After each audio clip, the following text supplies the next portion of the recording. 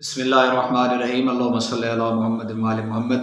ناظرین، بہت ہی اہمیت کا حامل موضوع ہے روح اور بدن، یہ دونوں کیا ہیں؟ جو چیز احساس رکھتی ہے دراصل وہ روح ہے۔ جسم میں جو احساس ہوتا ہے، جو چیز احساس رکھتی ہے دراصل وہ روح ہے۔ جیسا آنکھ، کان، ناک، زبان، بدن وغیرہ دراصل احساس کے ذرائع ہیں، ایسے آلات ہیں جن کے ذریعے روح احساس کا عمل انجام دلاتی ہے۔ جب یہ آلات کام کرنا چھوڑ دیتے ہیں تو روح احساس سے ناآشنا رہ جاتی ہے۔ اصل صلاحیت جو ہے وہ روح میں ہے کہ وہ احساس کرائے۔ جب روح اور بدن جدا ہو جاتے ہیں، جب یہ دونوں علیحدہ ہو جاتے ہیں تو اعضائے جوارح جو ہوتے ہیں وہ محسوس کرنے کے قابل نہیں رہتے۔ کوئی آلہ خود کام کرنے والا نہیں ہوتا، بلکہ ان کے ذریعے کام کیا جاتا تھا۔ جب کام لینے والا ہی آلہ نہیں ہے تو وہ تو پھر بیکار ہی رہ گیا۔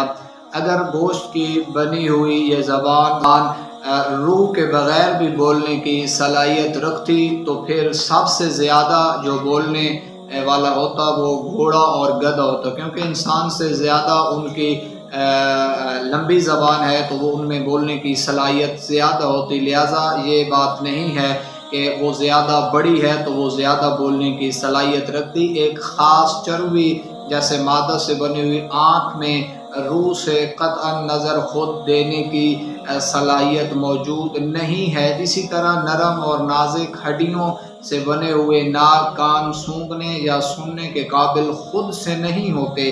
یہ سارا سلسلہ یہ روح سے ہوتا ہے جو ان آلات سے کام لیتی ہے۔ اب یہ دونوں الگ چیز ہیں۔ انسان کہتا ہے کہ میں جانتا ہوں، دراصل جو میں ہے وہ روح ہی ہے، اور روح کا جو دوسرا نام ہے وہ میں ہے۔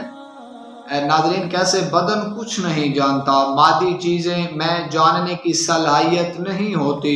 روح اگر نہ ہو تو بدن ایک مادی چیز سے بڑھ کر کچھ نہیں ہے۔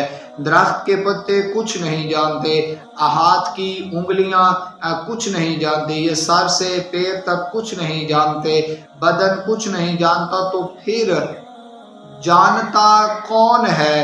میں جانتا ہوں، یعنی روح جانتی ہے، میں روح جانتی ہے۔ ظاہر ہے کہ یہ میں بدن اور اعضائے جوارح سے ہٹ کر کوئی چیز ہے۔ اگر بدن کا کوئی حصہ زخمی ہو جائے، مثلا اگر ہاتھ ہمارا زخمی ہو جائے تو خود ہاتھ کو اس کی فکر نہیں ہوتی کہ میں نے اس کی مرہم پٹی کروانی ہے۔ سر سے پیر تک کسی چیز کو فکر نہیں ہوتی کہ وہ ہاتھ کی پٹی کرائے۔